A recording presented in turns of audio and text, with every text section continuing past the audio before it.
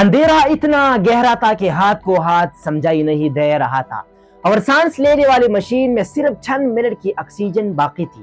اوپر زمین کی سطح پر کسی کو خبر نہیں تھی کہ پانی کے نیچے دو انسان بالکل موت کے آمنے سامنے کھڑے ہیں۔ یہ کوئی فلم سین نہیں تھی، بلکہ یہ ایک حقیقت تھی، اور یہ جگہ تھی شرلاک سپرنگ، جو وکولا کیف کا سب سے خطرناک حصہ مانی جاتی ہے۔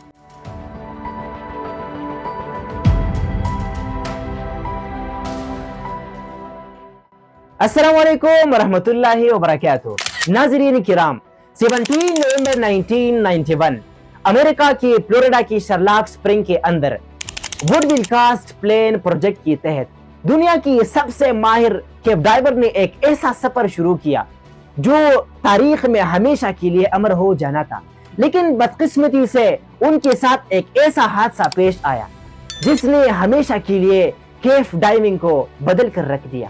یہاں ایک خاص مشن شروع ہونے والا تھا، ایک تجربہ کار کیف ڈائیونگ ٹیم جس میں تقریباً 5 افراد شامل تھے، لیکن شرلاک سپرنگ کے اندر جانا اور غار کی اندرونی دنیا کو جاننا، یہ مشن صرف 2 ڈائیورز کا تھا، بل اینڈ پارکر۔ ان دونوں کے درمیان بہت گہری تعلق تھی، یہ دونوں سخت سے سخت ترین ڈائیونگ کی ضدی، ماہر، تجربہ کار اور پرسکون مزاج رکھنے والے تھے۔ لیکن یہ جاننا بہت ضروری ہے کہ کیف ڈائیونگ نارمل سکوبا ڈائیونگ سے الگ ہوتی ہے۔ سکوبا ڈائیونگ میں ڈائیورز اوپن واٹر میں جاتے ہیں، جہاں اگر کوئی مسئلہ ہو جائے تو آسانی کے ساتھ سالو ہو جاتی ہے، لیکن کیف ڈائیونگ میں اوپر اور سائڈز میں غار کے پتھر ہوتے ہیں، ایک نیرو راستہ ہوتے ہیں۔ اگر یہاں کوئی مسئلہ ہو جائے، آکسیجن ختم ہو جائے، اکوپمنٹ فیل ہو جائے یا ڈائریکشن بھول جائے تو سمجھو کہ یہ سب مسائل آبیل مجھے مار کے برابر ہے، کیونکہ یہاں نہ سورج کی روشنی ہوتے ہیں، نہ واپسی کا سیدھا راستہ، اور نہ سرپس آنے کا پوری موقع، صرف تنگ غار، اندھیرا پانی اور آپ کے سانس۔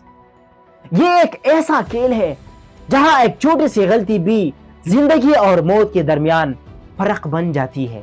بل اینڈ پارکر آہستہ آہستہ شرلاک سپرنگ کی منہ سے اندر داخل ہوئے، رسیوں کے سہارے راستہ نشان زد کرتے ہوئے اور مزید اندر بڑھتے چلے گئے، یہاں تک کہ اسکیئر ریسٹرکشن زون تک پہنچ گئے۔ اپنی بوئنسی ایڈجسٹ کرتے ہوئے اور اسکوٹر کی مدد سے آگے بڑھے اور بہت جلد وکولا نام کے ایک بڑے چیمبر میں داخل ہوئے۔ اس چیمبر میں منظر اتنا شاندار تھا کہ جیسے کوئی انسان کھلے آسمان میں تیر رہا ہو۔ وکولا چیمبر سے گزر کر 40 منٹ کے اندر وہ گرینڈ کینین تک پہنچ گئے، اور اپنی پلان کے مطابق وہ آگے بڑھتے گئے، اور اونلی 25 منٹ کے فاصلے پر وہ لوور وکولا روم آ گئے، جہاں سے ان کو وکولا چیمبر تک ایک شارٹ راستہ بھی مل گیا۔ اس پوائنٹ تک سب کچھ معمول کے مطابق تھا، لیکن یہاں ان کو اپنی آکسیجن لیول کم ہوتا دیکھ کر دونوں نے واپس جانے کا فیصلہ کیا۔ جب وہ گرینڈ کینین تک لوٹ گئے تو سب کچھ بدل ہو چکے تھے۔ اچانک پانی میں ریت اور مٹی اٹھنے لگے، اگر ویزیبلٹی کی بات کی جائے تو وہ بالکل صفر کے قریب تھے، یہاں تک کہ انہیں اپنے ہاتھ بھی صحیح سے نظر نہیں آ رہے تھے۔ جب وہ دونوں گائیڈ لائن کی مدد سے وکولا چیمبر تک پہنچ گئے تو وہاں غار کی چھت سے ملبہ گر چکا تھا اور واپسی کا راستہ بند ہو چکا تھا۔ اب وہ دونوں غار کے اندر قید ہو چکے تھے، آکسیجن بہت تیزی سے ختم ہو رہے تھے، دل کی دھڑکن تیز تھی اور ذہن پر خوف حاوی تھا۔ اب دونوں کے لیے فیصلہ کرنا ضروری تھا۔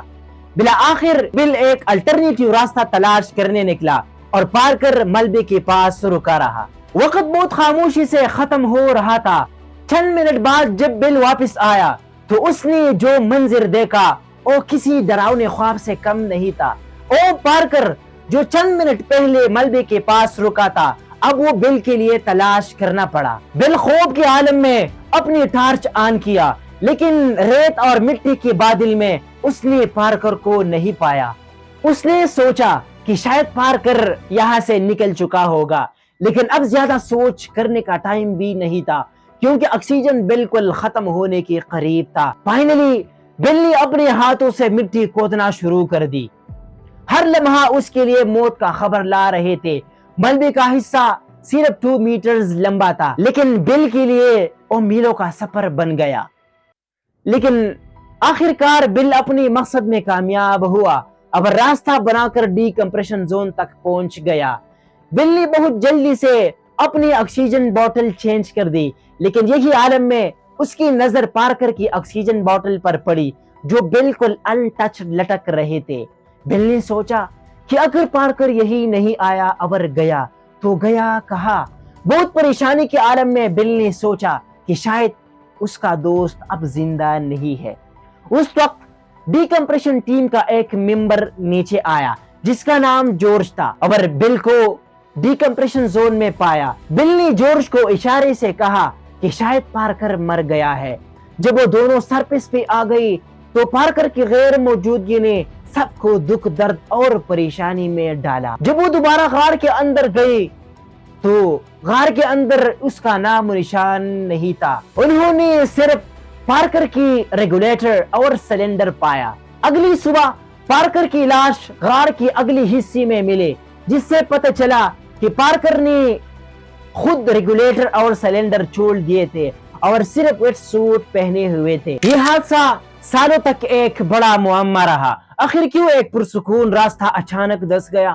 2015 میں ایک امریکن سائنٹسٹ نے یہ حادثہ کچھ اس طرح سے واضح کی کہ ڈائیورز کی سانس سے نکلنے والے ایئر ببلز غار کی چھت سے ٹکرا کر وہاں دباؤ پیدا کرتی ہے جو چٹانوں کو ڈھیلا کر دیتی ہے، اور یہ ایئر ببلز ممکنہ طور پر اس حادثے کی اصل وجہ تھی۔ 1991 کا یہ حادثہ وڈ ول کاسٹ پلین پروجیکٹ کے لیے ایک ناقابل فراموش دن تھا۔ بل بچ نکلا، لیکن پارکر کا نام ہمیشہ کے لیے غار ڈائیونگ کی تاریخ میں لکھا گیا۔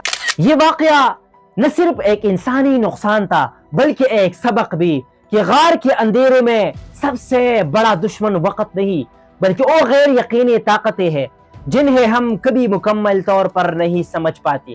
اس کہانی نے غار ڈائیونگ کے اصول بدل ڈالی، نئی حفاظتی اقدامات، نئی سائنسی مطالعات اور ایک نئی بیداری پیدا ہوئی۔